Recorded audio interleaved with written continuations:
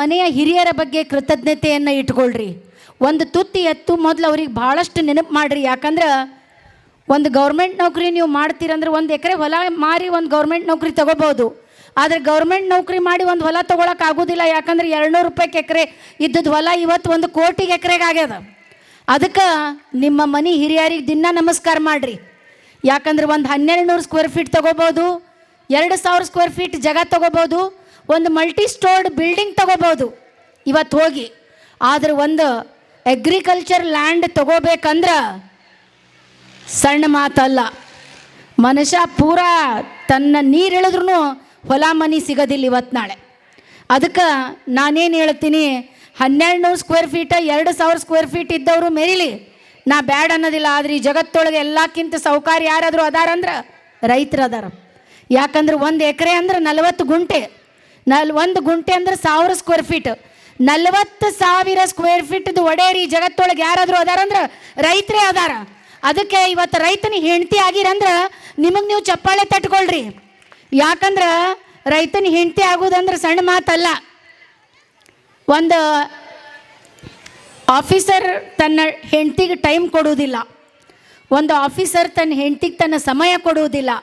ಆದರೆ ನಮ್ಮ ಗಂಡ ಮುಂಜಾನೆ ಸಂಜೆ ತನ ಹೊಲದಾಗೂ ನಮ್ಮ ಮುಂದೆ ಇರ್ತಾನೆ, ಒಳ್ಳೆ ಕಾಳು ಕಡಿ ಕೊಡ್ತಾನೆ, ಆರ್ಗ್ಯಾನಿಕ್ ಫ್ರೂಟ್ಸ್ ಕೊಡ್ತಾನೆ, ಆರ್ಗ್ಯಾನಿಕ್ ವೆಜಿಟೇಬಲ್ಸ್ ಕೊಡ್ತಾನೆ. ಈ ಜಗತ್ತೊಳಗೆ ಎಲ್ಲಕ್ಕಿಂತ ಹೆಂಡತಿಗೆ ಪ್ರೀತಿ ಮಾಡುವಂಥ ಜೀವ ಯಾರ್ದಾದ್ರು ಐತಂದ್ರೆ ರೈತಂದ ಐತಿ. ಅದಕ್ಕೆ ನಾನು ಇಲ್ಲಿರುವಂಥ ಹೆಣ್ಮಕ್ಳಿಗೆ ಹೇಳೋದು, ಇವತ್ತು ನಾಳೆ ಹೊಲ ಮನೆ ಮಾಡ್ತಾನಂದ್ರೆ ಅವ್ನಿಗೆ ಯಾರು ಹುಡುಗಿ ಕೊಡಕ್ಕೆ ಒಲ್ಲೆನಾಕತ್ತಾರ.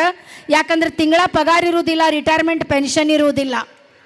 ಆದ್ರೆ ಒಂದು ರೈತ ತನ್ನ ಹೊಲದಲ್ಲಿ ಕೃಷಿ, ತೋಟಗಾರಿಕೆ, ಅರಣ್ಯ ಕೃಷಿ, ಪಶು ಸಂಗೋಪನೆ ಈ ಥರ ಮಾಡಿದ್ರಂದ್ರೆ ತನ್ನ ಹೆಂಡತಿಗೆ ತಿಂಗಳ ಪಗಾರನೂ ಕೊಡ್ತಾನೆ, ರಿಟೈರ್ಮೆಂಟ್ ಪೆನ್ಷನ್ನು ಕೊಡ್ತಾನೆ. ಅಂಥ ಒಂದು ಇದು ಪ್ಲ್ಯಾನಿಂಗನ್ನು ರೈತರು ತನ್ನ ಹೊಲದಲ್ಲಿ ಮಾಡಬೇಕು ಅಂತ ನಾನು ಇಲ್ಲಿರುವಂಥ ಎಲ್ಲ ರೈತರಿಗೆ, ರೈತ ಮಹಿಳೆಯರಿಗೆ ಕೇಳ್ಕೊತೀನಿ. ಯಾಕಂದ್ರೆ ಕರೋನಾ ಬಂದು ಎಲ್ಲರ ಟೈರ್ ಪಂಚರ್ ಆದರೂ, ಎಲ್ಲರೂ ಊಟ ಬಟ್ಟೆ ಮೇಲೆ ಮನೆಗೆ ಬಂದರು, ಎಲ್ಲರ ಮನೆಯಾಗ 3 ಹೊತ್ತಿನ ಊಟ ಕೊಟ್ಟಿದ್ದು ರೈತ, 3 ಹೊತ್ತಿನ ಕಾಯಿಪಲ್ಯ ಕೊಟ್ಟಿದ್ದು ರೈತ, 3 ಹೊತ್ತಿನ ಹಣ್ಣಂಪ್ಲಿ ಕೊಟ್ಟಿದ್ದು ರೈತ. ಅದಕ್ಕೆ ಈ ಜಗತ್ತೊಳಗೆ ಎಲ್ಲ ಮುಳುಗ್ತದೆ, ಅನ್ನ ಮುಳುಗುವುದಿಲ್ಲ. ಯಾವತ್ತು ಅನ್ನ ಮುಳುಗ್ತದಂದ್ರೆ ಅವತ್ತು ಜಗತ್ತು ಮುಳುಗ್ತದೆ. ನಿಮ್ಮ ಮುಂದೆ 50 ತೊಲಿ ಬಂಗಾರ ಇಟ್ಟು, ಒಂದು ಕಡೆ ಅನ್ನ ಸಾರು ಇಟ್ಟು, ನಿಮಗೆ 15 ದಿವಸ ಉಪವಾಸ ಇಟ್ಟು ತಗೊಳವ 1,20,000 ರೂಪಾಯಿಗೆ ತೊಲಿ ಬಂಗಾರ ಆಗ್ಯದ ತಗೋ ತಿನ್ನಂದ್ರೆ ತಿಂತೀರಿ? ಬೇಡವ, ನನ್ನ ಜೀವ ಉಳಿದ್ರೆ ಸಾಕು, ಮೊದಲು ಅನ್ನ ಸಾರು ಕೊಡ್ರಿ ಅಂತೀರಿ. ಹೌದಿಲ್ಲ? ಯಾವ್ದು ಸಾಕಂತೀರಿ ಅದು ಉಳಿತದ, ಯಾವ್ದು ಬೇಕಂತೀರಿ ಅದು ಅಳಿತದ. ಅದಕ್ಕೆ ನಾನು ಹೇಳೋದು ಇಲ್ಲಿ ಒಂದು ಮಾತು ಏನಂದ್ರೆ, ರೈತ ಜಗತ್ತಿನ ಬೆನ್ನೆಲುಬು ರೈತ. ಮೊದಲು ನಮ್ಮದು ಭಾರತದ ಮುಖ್ಯ ಕಸುಬು ಹೊಲ ಮನೆಯಾಗಿತ್ತು, ಇವತ್ತು ಆಗ್ಯದ, ನಾಳೆನೂ ಇದ್ದೇ ಇರ್ತದೆ.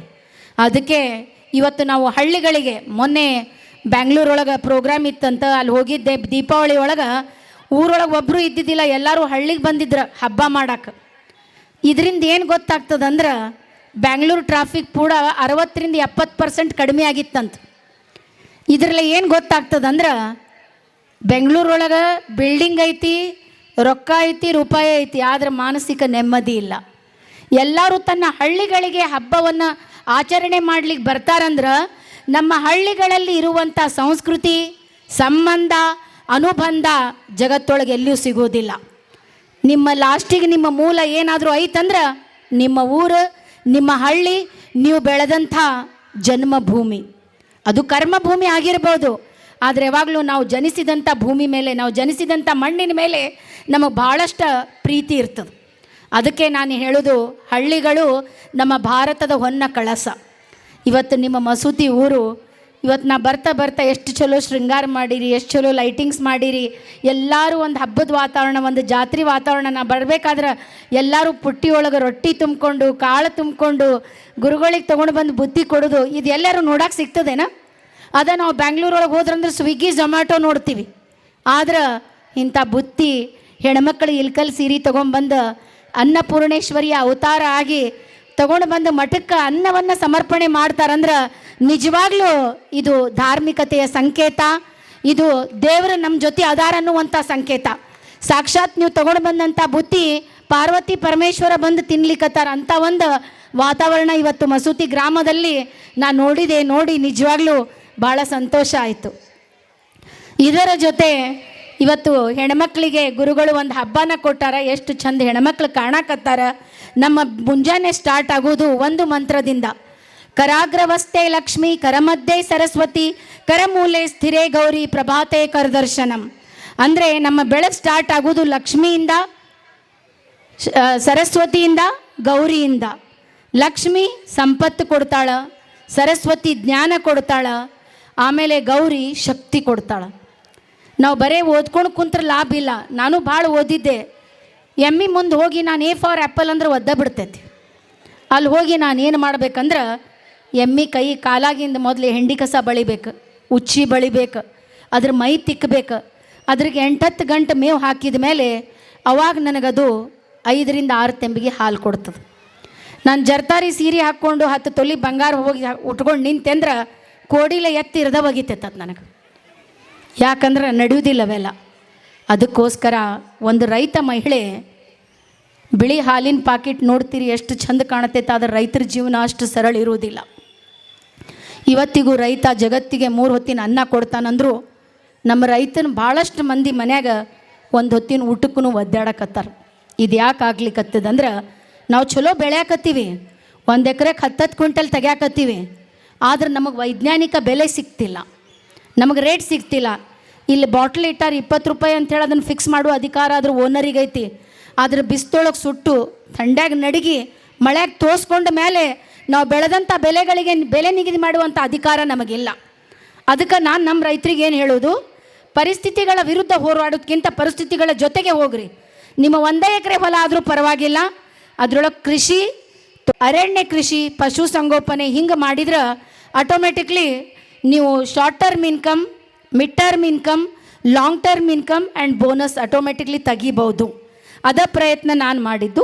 ಆಮೇಲೆ ತೋಟಗಾರಿಕೆ ಬೆಳೆಯಲ್ಲಿ ನಾನು ಮಾಡಿದ್ದೀನಿ 8 ಎಕರೆ 10 ಗುಂಟೆಯಲ್ಲಿ 1 ಇಂಚ್ ನೀರೊಳಗೆ 45 ಡಿಗ್ರಿ ಟೆಂಪ್ರೇಚರ್ ಒಳಗೆ 2550 ಶ್ರೀಗಂಧ, 1200 ಮಾವು, 600 ಪೇರಲ, 600 ಸೀತಾಫಲ, 100 ಬೆಟ್ಟದ ನೆಲ್ಲಿಕಾಯಿ, 100 ಹುಣಸೆ ಹಣ್ಣು, 100 ಕರಿಬೇವು, 800 ಸಾಗವಾನಿ ಗಿಡ. ಇದರ ಜೊತೆ ಕುರಿ ಸಾಕಾಣಿಕೆ, ಕೋಳಿ ಸಾಕಾಣಿಕೆ, ಜೇನು ಸಾಕಾಣಿಕೆ, ಹೈನುಗಾರಿಕೆಯನ್ನು ನಾನು ಭಾಳ ಸಮರ್ಪಕವಾಗಿ ನಿಭಾಯಿಸ್ತಿದ್ದೀನಿ. ಇಷ್ಟೊಂದು ಬೆಳೆಗಳನ್ನು ನಾನು ಯಾಕೆ ಮಾಡಿದ್ದೀನಿ ಅಂದ್ರೆ ಪ್ರತಿಯೊಂದು ಋತುವಿನಿಂದ ರೈತನಿಗೆ ಆದಾಯ ಬರ್ತಿರಬೇಕು. ಯಾಕಂದ್ರೆ ಹಣ್ಣು ಯಾವಾಗಲೂ 200 ರೂಪಾಯಿ ಕೆಜಿ ಇರೋದಿಲ್ಲ, ಒಂದೊಂದು ಸಲ 50 ರೂಪಾಯಿ 10 ರೂಪಾಯಿ ಕೇಳೋರು ಇರೋದಿಲ್ಲ.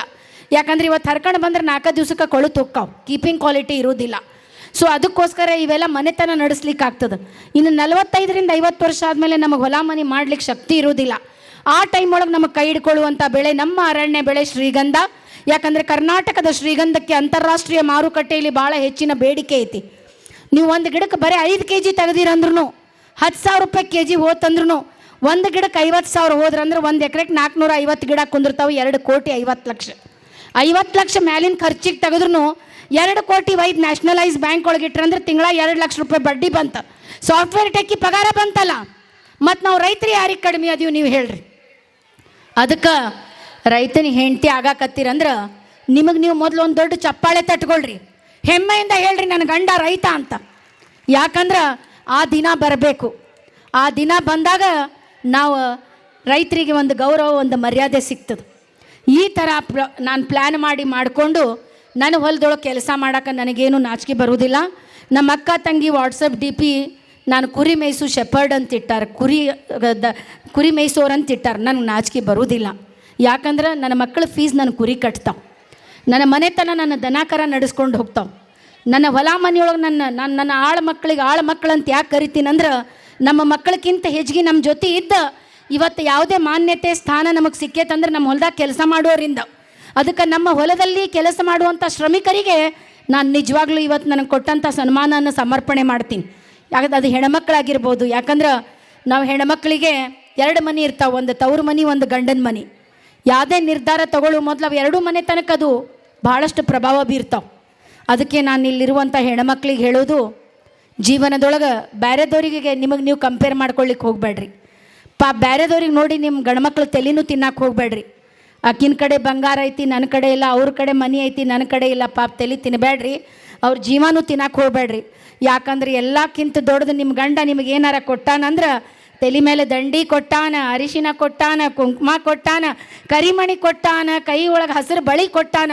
ಇನ್ನು ನಿಮಗೇನು ಬೇಕು ಹೇಳ್ರಿ? ಅದಕ್ಕೆ ನಿಮಗೇನಾರ ತೃಪ್ತಿ ಪಡಿಸೋದಿತ್ತಂದ್ರೆ ನಿಮ್ಮ ಗಂಡನಿಗೆ ತೃಪ್ತಿ ಪಡಿಸ್ರಿ, ನಿಮ್ಮ ಅತ್ತಿ ಮಾವಿಗೆ ತೃಪ್ತಿ ಪಡಿಸ್ರಿ, ನಿಮ್ಮ ಮಕ್ಕಳಿಗೆ ತೃಪ್ತಿ ಪಡಿಸ್ರಿ.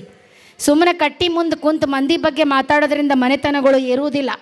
ನಿಮ್ಮ ಮನೆಯಾಗಿನ ಸಣ್ಣ ಪುಟ್ಟ ಕೆಲಸ ಮಾಡಿರಿ, ನಿಮ್ಮ ಹೊಲದಾಗಿನ ಸಣ್ಣ ಪುಟ್ಟ ಕೆಲಸ ಮಾಡಿರಿ.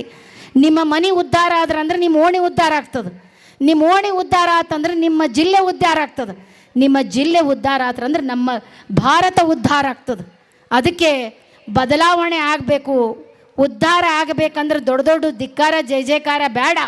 ನಿಮ್ಮ ಮನೆಯಾಗಿನೂ ಸಣ್ಣ ಪುಟ್ಟ ಕೆಲಸ ಮಾಡಿಕೊಂಡು ನಿಮ್ಮ ಹಿರಿಯರಿಗೆ ನಮಸ್ಕಾರ ಮಾಡಿ ನಿಮ್ಮ ಕಡೆ ಏನೈತಿ ಅದರಿಂದ ತೃಪ್ತಿ ಪಡುವಂಥ ಒಂದು ಆಲೋಚನೆ ಇಲ್ಲಿರುವಂಥ ಹೆಣ್ಮಕ್ಳು ಇವತ್ತು ಮನಸ್ಸು ಮಾಡಿದ್ರಂದ್ರೆ ಅವಾಗ ಈ ಉಡಿ ತುಂಬು ಕಾರ್ಯಕ್ರಮಕ್ಕೆ ಒಂದು ಅರ್ಥ ಬಂದಂಗೆ ಆಗ್ತದೆ. ಗೊತ್ತಾತಿಲ್ಲ? ಇದನ್ನು ನೀವೆಲ್ಲ ರೂಢಿ ಮಾಡ್ಕೊಳ್ರಿ. ಇದನ್ನು ರೂಢಿ ಮಾಡ್ಕೊಂಡ್ರಿಂದ್ರೆ ನೀವು ಭಾಳ ದೊಡ್ಡವರಾಗ್ತೀರಿ. ಆಮೇಲೆ ಇಷ್ಟೆಲ್ಲ ಮಾಡಬೇಕಾದ್ರೆ ನಾನು ಭಾಳ ಸಲ ಬಿದ್ದೀನಿ. ಯಾಕಂದ್ರೆ ಒಂದು ರೈತ ಮಹಿಳೆ 1000 ಸಲ ಮಣ್ಣು ಮುಟ್ಟಾಗ ಮಣ್ಣು ಮಣ್ಣೇ ಆಗಿತ್ತು, ಒಂದು ಸಲ ಬಂಗಾರ ಆಗಿತ್ತು. ನಾನು 1000 ಸಲ ಮಣ್ಣು ಮುಟ್ಟಾಗ ಮಣ್ಣು ಹಾಕಿದಾಗ ಎಲ್ಲರೂ ನನ್ನ ಕೈ ಬಿಟ್ಟರು, ಆದ್ರೆ ನನ್ನ ಗಂಡ ನನ್ನ ಕೈ ಬಿಟ್ಟಿಲ್ಲ. ಅದಕ್ಕೆ ಮುಂದೆ ಭಾಳಷ್ಟು ಮಂದಿ ಗಣಮಕ್ಳು ಕುಂತೀರಿ.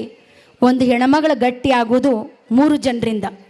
ಒಂದು, ನನಗೆ ವಿದ್ಯೆ ಕೊಟ್ಟಂಥ ನನ್ನ ತಂದೆಯಿಂದ, ನನಗೆ ಜನ್ಮ ಕೊಟ್ಟಂಥ ನನ್ನ ತಂದೆಯಿಂದ. ಎರಡನೇದ್ದು, ನನಗೆ ಪ್ರೀತಿ ಕೊಟ್ಟಂಥ ನನ್ನ ಗಂಡನಿಂದ. ಮೂರನೇದ್ದು, ನನಗೆ ಆಸರೆ ಕೊಟ್ಟಂಥ ನನ್ನ ಮಗನಿಂದ.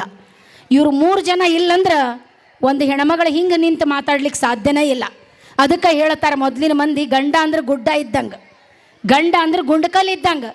ಆತ ಒಂದು ನಮ್ಮ ಜೊತೆ ಇದ್ರಂದ್ರೆ ಈ ಜಗತ್ತೊಳೆ ಯಾರೂ ನಮಗೆ ಸರಿದು ಕೂಡ ಅನ್ನಕ್ಕೆ ಸಾಧ್ಯನೇ ಇಲ್ಲ. ಅದಕ್ಕೆ ನಾನು ಹೇಳೋದು, ನಮ್ಮ ಗಂಡ ನಮಗೇನು ಒಂದು ಗೌರವ ಸ್ಥಾನಮಾನ ಕೊಟ್ಟು ಮನೆತನವನ್ನು ನಡೆಸ್ಕೊಂಡು ಹೋಗಿ ನಮಗೆ ನಮ್ಮ ಮಕ್ಕಳಿಗೆ ಒಂದು ಒಳ್ಳೆ ಜೀವನ ಕೊಟ್ಟಾನಲ್ಲ, ಅಂಥ ಗಂಡನಿಗೆ ನಿಜವಾಗ್ಲೂ ನೀವು ಚಿರಋಣಿ ಆಗಬೇಕಂತ ನಾನು ಎಲ್ಲ ಹೆಣ್ಮಕ್ಳಿಗೆ ಕೈ ಮುಗಿದು ಕೇಳ್ಕೊತೀನಿ. ಆಮೇಲೆ ಭಾಳಷ್ಟು ಮಂದಿ ಗಂಡ್ಮಕ್ಳದಿರಿ, ಅವ್ರಿಗೆ ಒಂದು ಮಾತು ಹೇಳಲಿಕ್ಕೆ ಇಷ್ಟಪಡ್ತೀನಿ. ನಿಮ್ಮ ತಾಯಿ ಆಗಲಿ, ತಂಗಿ ಆಗಲಿ, ಹೆಂಡತಿ ಆಗಲಿ, ಮಗಳಾಗಲಿ, ನಮಗೆ ಬೇರೆದೇನು ಕೊಡಲಿಲ್ಲ ಅಂದರೂ ಕೊಡಲಿಲ್ಲ, ಒಂದು ಪ್ರೀತಿ ಮತ್ತು ಗೌರವವನ್ನು ನೀವು ಕೊಡಲೇಬೇಕು ಅಂತ ತಲೆಬಾಗಿ ನಮಸ್ಕಾರ ಮಾಡಿ ಕೇಳ್ಕೊತೀನಿ. ಯಾಕಂದ್ರೆ ನೀವಿಲ್ಲಂದ್ರೆ ನಮಗೆ ಅರ್ಥ ಇಲ್ಲ. ಒಂದು ಹೆಣ್ಮಗಳು ಹಿಂಗೆ ನಿಂತು ಮಾತಾಡ್ಬೇಕಂದ್ರೆ ಅದಕ್ಕೆ ಕಾರಣ 2 ಮನೆಯವರು. ಒಂದು ತವ್ರ ಮನೆಯವರು ಕೊಟ್ಟಂಥ ಸಂಸ್ಕಾರ, ಇನ್ನೂ ಒಂದು ಗಂಡನ ಮನೆಯವರು ಕೊಟ್ಟಂಥ ಸಹಕಾರ. ಒಂದು ಗಂಡನ ಮನೆಯವ್ರ ಸಹಕಾರ ಕೊಡಲಿಲ್ಲ ಅಂದ್ರೆ ಒಂದು ಹೆಣ್ಮಗಳು ಮುಂದುವರಿಲಿಕ್ಕೆ ಆಗೋದಿಲ್ಲ. ಅದಕ್ಕೆ ಹೇಳೋದು, ಇವತ್ತು ಗುರುಗಳು ನಮಗೆ ಉಡಿ ತುಂಬಿ ನಮಗೆ ಗೌರವ ಸನ್ಮಾನ ಕೊಟ್ಟಿದ್ದಕ್ಕೆ ಈ ಮಠಕ್ಕೆ ಗುರುಗಳಿಗೆ ದೇವರು ಯಾವಾಗಲೂ ಆಯುಷ್ಯ, ಆರೋಗ್ಯ, ಅಭಿವೃದ್ಧಿ, ಐಶ್ವರ್ಯ ಕೊಟ್ಟು 100 ಕಾಲ ಯಾವಾಗಲೂ ಚೆನ್ನಾಗಿಟ್ಟಿರಲಿ. ನಮ್ಮಂಥ ಭಾಳಷ್ಟು ಹೆಣ್ಮಕ್ಳು ತನ್ನ ಯಶೋಗಾಥೆಯನ್ನು ಹೇಳುವಂಥ ಇಂಥ ಪ್ಲ್ಯಾಟ್ಫಾರ್ಮನ್ನು ಗುರುಗಳು ಕರುಣಿಸ್ಲಿ ಅಂತ ಮನಸ್ಸಿನಿಂದ ಶುಭ ಹಾರೈಸ್ತೀನಿ ಗುರುಗಳೇ. ಆಮೇಲೆ ಈ ಮಠ ಇನ್ನೂ ಉತ್ತುಂಗಕ್ಕೆ ಹೋಗಬೇಕು.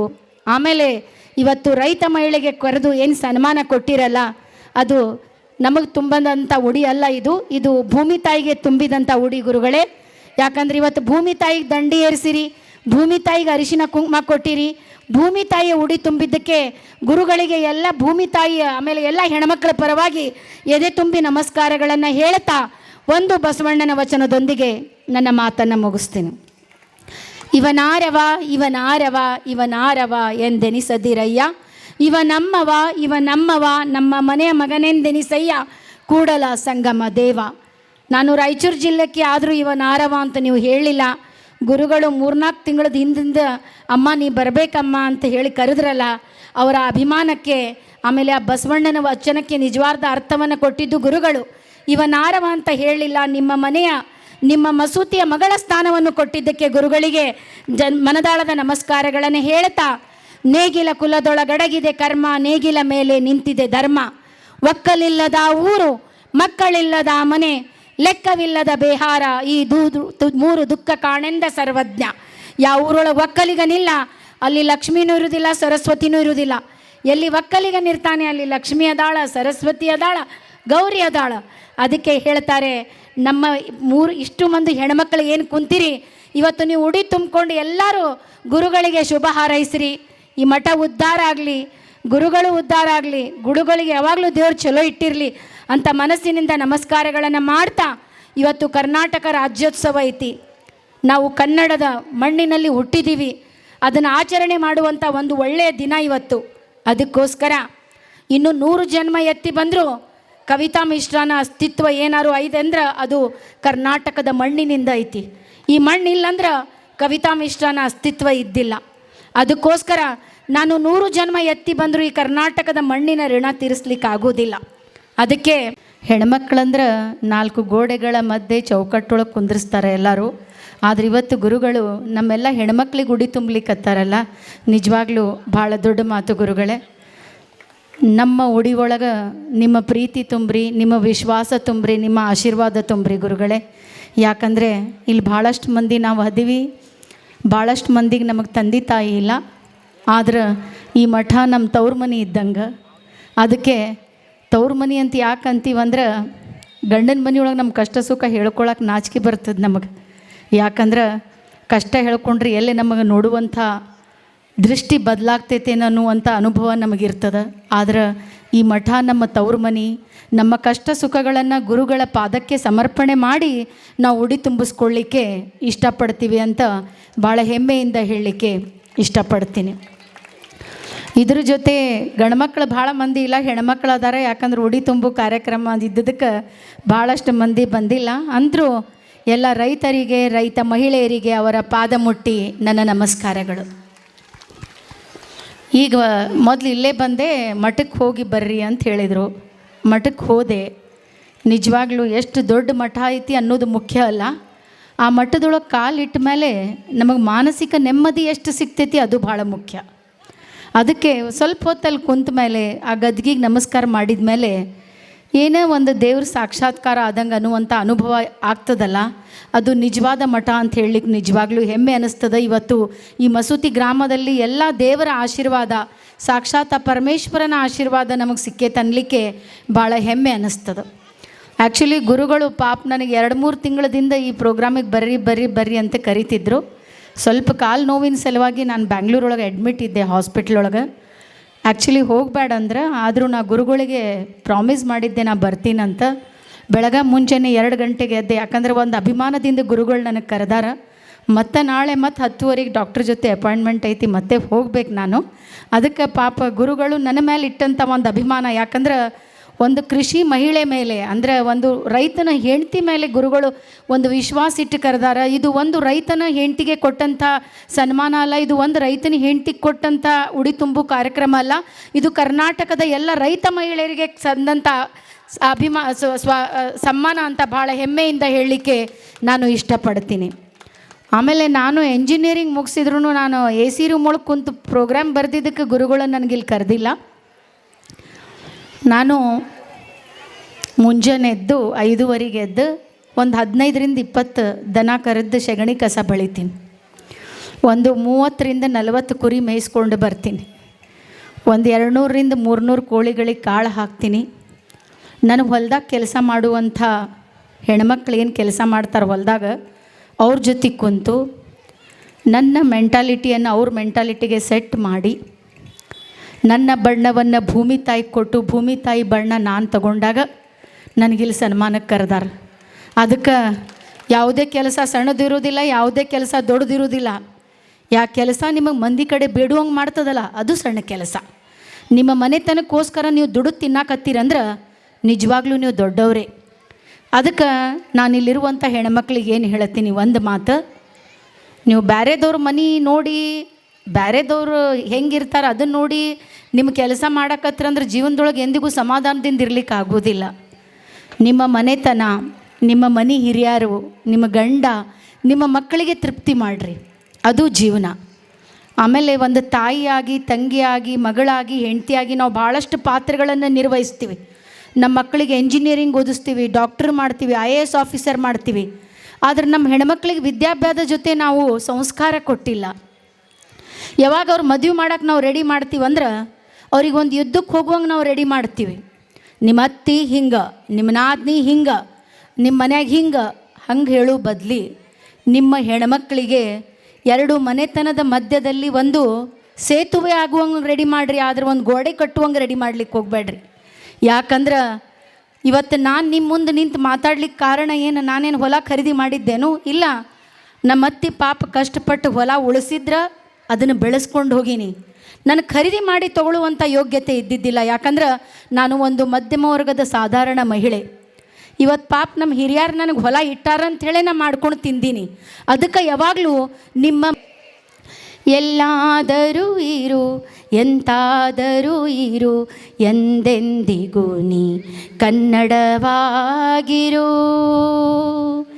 ಕನ್ನಡವೇ ಸತ್ಯ, ಕನ್ನಡವೇ ನಿತ್ಯ. ಇದೇ ಭಾಷೆ ಇದೇ ನಾಡು ಎಂದೆಂದೂ ನಮ್ಮದಾಗಿರಲಿ. ಎಲ್ಲೇ ಇರಲಿ ಹೇಗೆ ಇರಲಿ ಕನ್ನಡವೇ ನಮ್ಮ ಉಸಿರಿರಲಿ. ಧನ್ಯವಾದಗಳು.